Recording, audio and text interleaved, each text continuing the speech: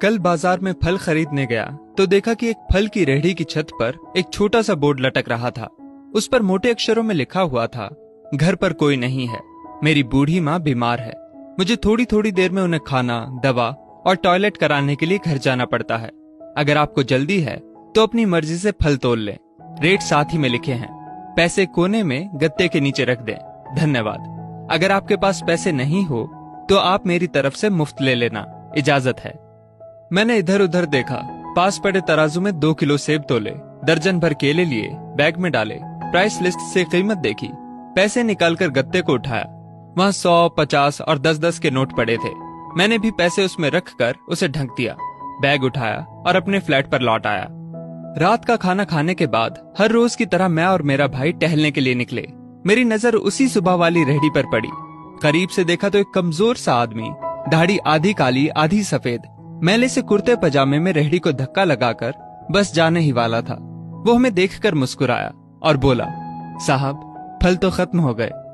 उसका नाम पूछा तो उसने बताया कि मेरा नाम सीताराम है। फिर हम सामने वाले ढाबे पर बैठ गए, चाय आई। वो कहने लगा, पिछले 3 साल से मेरी माँ बिस्तर पर है, कुछ पागल सी भी हो गई है और अब तो लकवा भी मार गया है। मेरी कोई संतान नहीं है, बीवी मर गई है, सिर्फ मैं हूँ और मेरी माँ। माँ की देखभाल करने वाला कोई नहीं है, इसलिए मुझे ही हर वक्त माँ का ख्याल रखना पड़ता है। एक दिन मैंने माँ के पांव दबाते हुए बड़ी नरमी से कहा, माँ तेरी सेवा करने का तो बड़ा जी चाहता है, पर जेब खाली है और तू मुझे कमरे से बाहर निकलने नहीं देती। कहती है तू जाता है तो जी घबराने लगता है। तो अब तू ही बता कि मैं क्या करूं, न मेरे पास कोई जमा पूंजी है। ये सुनकर माँ ने हाँफते कांपते उठने की कोशिश की। मैंने तकिए की टेक लगवाई।